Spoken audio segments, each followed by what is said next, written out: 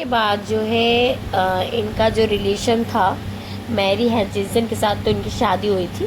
फिर ये जो है 1791 में जो है रेवोल्यूशनरी फ्रांस, मतलब ये फ्रांस गए थे 1791। तो 1791 में जब ये फ्रांस गए थे तो वहाँ पे इनकी जो है फर्स्ट टाइम मीट किए थे, जो है एक फ्रेंच वेमेन एनी वैलेंस से। और ये जो है इनको उनसे प्यार हो गया था, लव हो गया था। और फिर उसके बाद में 1791 में गए थे, 1 साल वहाँ में रहे थे। और 1792 में उनकी बेटी जो है डॉटर कैरोलिन जो है उनका बर्थ हुआ था। फिर फाइनेंशियल्स कुछ प्रॉब्लम थे ब्रिटेन में और फ्रांस के बीच में, बहुत ज़्यादा मतलब लड़ाई, और मतलब इंग्लैंड इनको वापस अकेले आना पड़ा। मतलब ये कह सकते कि वो आना नहीं चाहते थे, बट ऐसी परिस्थिति सरकमटेंसेस बन गए थे कि उनको रिटर्न आना पड़ा।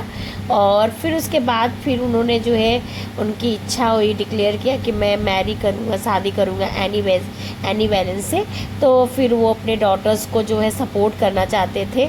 तो फिर उन्होंने जो है टेरर ऑफ द जो है reason of the terror left करके जो है वर्ड्सवर्थ जो है जो फ्रेंच रेवोल्यूशन हो रहा था उससे जो है बहुत ज़्यादा, मतलब ब्रिटेन फ्रांस में बहुत ज़्यादा हो रही थी। तो उनको अपनी बेटी से और अब एनी अपने जो उनकी जो लवर थी एनी वैलेन, उनसे जो है दूर रहना पड़ा। और फिर उसके बाद जो है पीस ऑफ एमिन्स होने के बाद जब पीस हुआ तो फिर उन्होंने 1802 में, आप समझ सकते हैं कि अगर उनकी बेटी का जन्म 1792 में हुआ था और फिर उनको आना पड़ा, तो मतलब पूरे के पूरे उनको 10 साल तक मतलब अपनी एनी वैलेंस से और अपनी बेटी कैरोलिन से दूर रहना पड़ा। और फिर 1802 में वो वापस फ्रांस गए। और फिर वो वहाँ पे जब गए तो वो अपने सिस्टर के साथ गए और एनेट वैलेन और कैरोलिन को वहाँ पे जो है कैलियस करके प्लेस था वहाँ मिले। और फिर उनका जो है उनका मतलब उनकी जो मैरी हैरिचेस जिनके साथ उनकी शादी हुई थी, तो वो खुद भी चाहती थी, मतलब ये कह सकते हैं कि कोई पत्नी नहीं चाहती कि जो है मेरा पति किसी और के साथ, but she has agreed and she has forced to the Wordsworth to go and support his daughter and wife। तो एनी वैलेंट को और अपने कैरोलिन, मतलब उनकी जो डॉटर थी, उनको जो है सपोर्ट करे। तो उन्होंने एक सोनेट लिखा अपने बेटी को जो है एड्रेस करने के लिए, it is a beauteous evening calm and free, that is a sonnet name and recalling sea side में।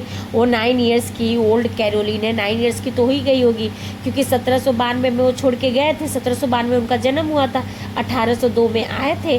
तो 9 ईयर्स की जो उनकी लड़की थी कैरोलिन, वो जो है समुद्र में जो है जर्नी कर रही है। और उसी पे उन्होंने जो है एक सोनेट लिख दिया है, it is a beauteous evening calm and free. और मैरी जो है बहुत ही चिंतित थी वर्ड्सवर्थ को, मतलब वो चाहती थी कि वर्ड्सवर्थ उसको कैरोलिन को बहुत ज़्यादा सपोर्ट करे।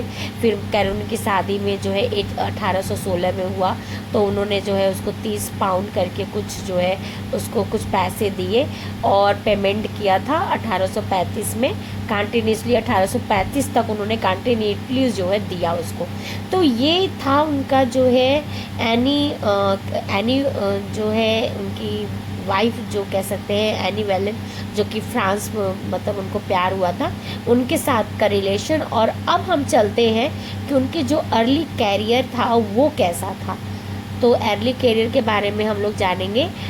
और वर्ड्सवर्थ का जो है कैरियर स्टार्ट हो जाता है, अर्ली कैरियर जब उनका जो है फर्स्ट पब्लिकेशन लिरिकल बैलेट, जो कि जिसमें कि बहुत सारे बहुत फेमस पोएम्स सोनेट्स हैं, VRS7।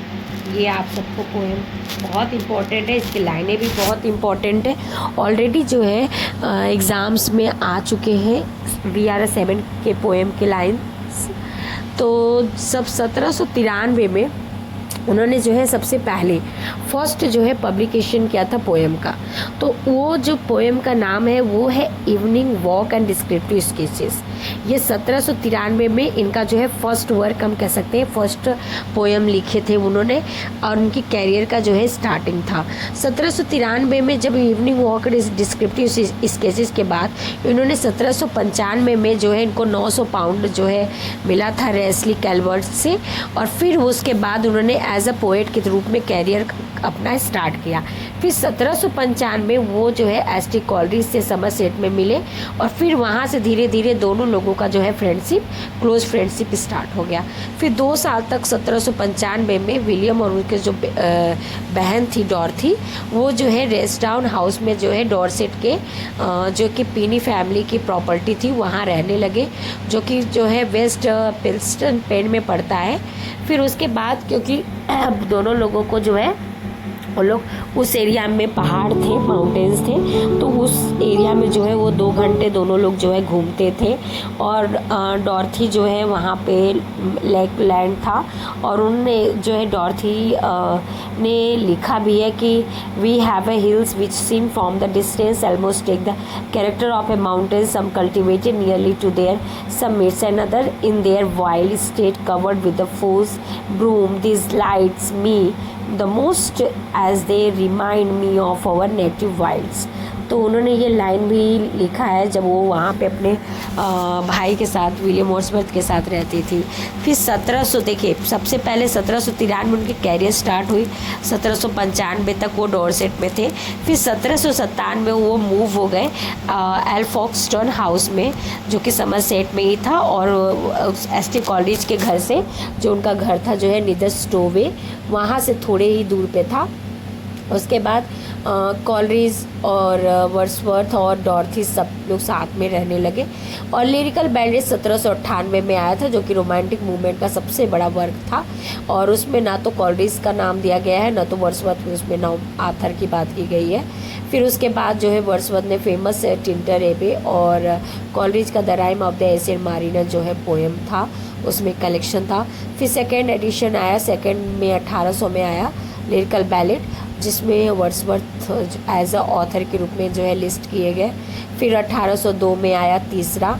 फिर 1802 के बाद जो है उसमें उन्होंने पोइटिक वर्स के बारे में और पोइटिक कैसे पोइटिक्स लिखना चाहिए, पोएम्स कैसे लिखना चाहिए, डिफिनीशंस और जो पोइटिक डिक्शन होता है 8वीं सेंचुरी के, वो सारे डिफिनीशंस बताए थे। और इसी में उन्होंने ये फेमस लाइन बोला था कि spontaneous poetry as a spontaneous overflow of a powerful feelings, it takes its origin from the emotion recollected in a tranquillity. ठीक है, इसके बाद जो है फोर्थ फाइनल एडिशन आया था लिरिकल बैलेट का, जो कि 1805 में आया था।